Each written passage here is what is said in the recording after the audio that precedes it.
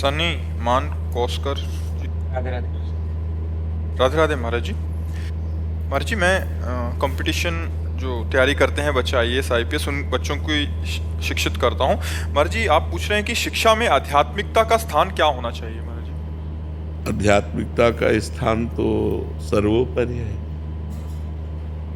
अब जैसे बालक है, अगर वो पवित्र जीवन व्यतीत करे, जैसे ब्रह्मचर्य है, व्यसन रहित है, गंदी बातों से दूर है, गंदे दृश्यों से दूर है, तो एक बहुत अच्छा उन्नति करने वाला विद्यार्थी होगा, वो स्मृतिवान होगा।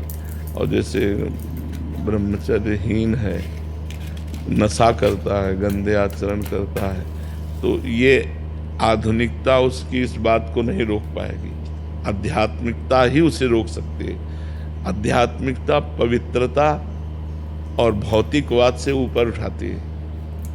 आधुनिक पढ़ाई भौतिकवाद को पुष्ट करती नहीं, पुष्ट करती। तो भौतिकवाद पुष्ट होने में यही सुख नजर आते हैं, लेकिन अध्यात्म आत्म सुख की तरफ बढ़ाता है, भगवत सुख की तरफ बढ़ाता है। वो भौतिक सुखों की तरफ नहीं बढ़ाता है, भौतिक सुखों को कंट्रोल करके भोगता है। आधुनिकता हमको अधीन करके भोग भोगाती है, अध्यात्म भोगों को अधीन करके भोगा जाता है। कि जैसे मन कह रहा है कि हम गलत आचरण करें, तो वो उस समय विवेक पूर्वक काम करेगा कि नहीं, मुझे गलत आचरण नहीं करना, ये गंदी बात है, ये धर्म से विरुद्ध है। मैंने तो धर्म का ज्ञान करना है या नहीं करना है, शास्त्र के द्वारा प्रमाणित बात, ये अध्यात्म के बिना कैसे हो सकती है। तो अध्यात्म का सर्वोपरि स्थान है। हम ये नहीं कहते कि दिन भर माला चलावे, पर विद्यार्थी को जरूरी है कि वो 10-20 मिनट अध्यात्म की बातें रोज सुने या पढ़े। मान लो सुनने को नहीं मिलता तो शास्त्र से पढ़े।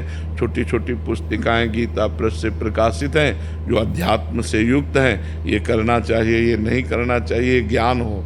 नहीं तो क्या होता है कि खेल खेल में, विनोद विनोद में कहीं ना कहीं हम फंस जाते हैं, और जिससे हम फंसते हैं वो वस्तु व्यक्ति हमारे चिंतन का परिवर्तन करता है।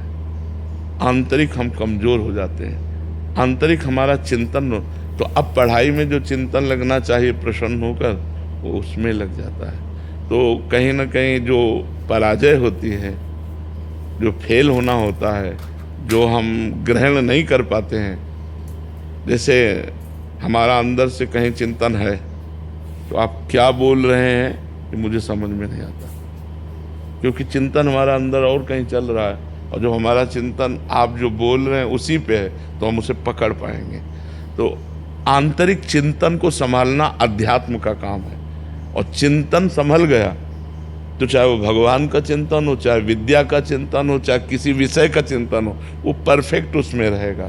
तो हमें लगता है विद्यार्थियों को ब्रह्मचर्य से रहना चाहिए जब तक ब्याह ना हो, और व्यसन का त्याग करना चाहिए। कोई नशा नहीं होना चाहिए, और किसी तरह गंदे दृश्यों को देखना, गंदी बातें नहीं होनी चाहिए।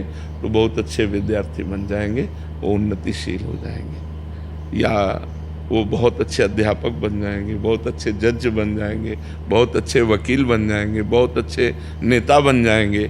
जो पवित्र आचरण है वही अग्रसर हो सकता है, समाज सुख को प्रदान